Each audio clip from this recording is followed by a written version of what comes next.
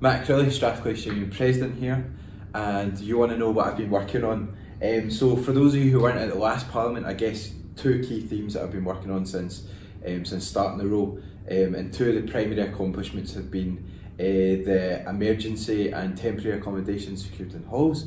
So I managed to get emergency accommodation for students facing homelessness, having to flee home for whatever reason, and they get a space in halls for 2 weeks, free of charge, free at the point of use for the students.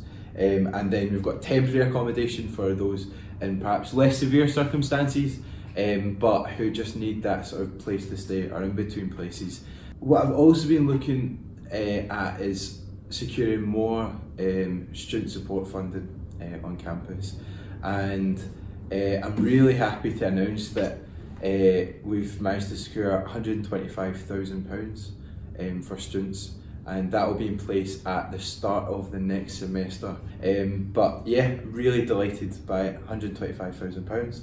So that is banging. Since the last Parliament, some of the things I've been working on is a consultation on the new student union. So obviously the union's moving from where we are now over to the Colville, as it's been stripped back and created into a sort of new learning and teaching building. What we're going to do now is produce a wee pamphlet, a wee booklet, and I'll come around different student groups, student societies, show you all what the designs are, and then you can sort of tell me and tell the union about what you want the space to look like.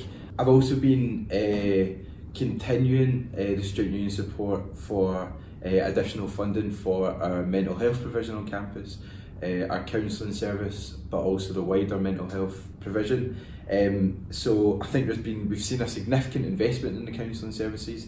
The student union has been campaigning on this issue for over 3 years, and I think we've really seen the sort of results of that this year. So around about £500,000 or so has been invested into the service this year. I think the one last thing with regards to the service, which we're really hoping to achieve, is getting the funding in place so that the service is able to offer an immediate service if students were to present, and so they don't have to go through the assessment and then receive a counselling appointment. I've also been looking at new spaces on campus for some of our larger student groups, particularly the Muslim Student Association SUMSA and the Mature Student Association, the MSA. So hopefully those folks will have a new location going forward as two of our sort of key vital student groups. I'm also doing a postgraduate review, so we're conducting research into the experiences and the needs of our postgraduate students. So we're beginning to do a review and look across the sector. Are there different universities offering really cool and exciting things for the postgrad students? Is there anything we can copy? Do we have any fresh ideas here at Strathclyde which we could implement?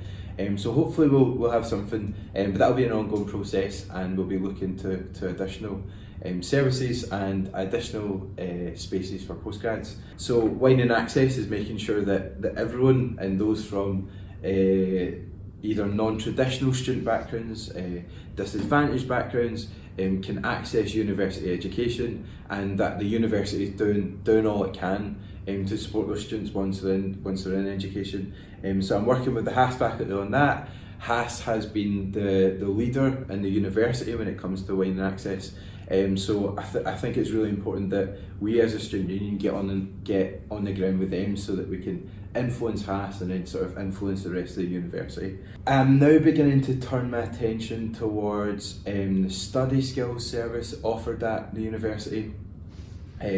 So this is when students are sort of struggling with their academic work. They're unsure specifically how to write essays, how to complete coursework. Working on good old Brexit, so the university is developing a strategy on Brexit, looking to put communications out to students to reassure students that the university will do all that they can to curb the impact of Brexit on our EU students here at Strathclyde, but also our Strathclyde home students who are perhaps off on Erasmus. So we'll be working on that. I guess, yeah, keep up to date with me. So I've done a podcast with the Strathclyde Telegraph. I think it was their first interview podcast, and those folks invited me along. So if you want to hear more from me after this 15-minute long video, then please do check that out. I'm not sure it's live yet, but it should be soon. Or alternatively, I'm always in the Recharge Cafe between 12 and 2 p.m. on Thursdays. So if you're interested in speaking to me, if you have a problem, if you have any advice on how we improve the university, how we improve the union, I'm always happy to hear from you. So thank you. Cheers.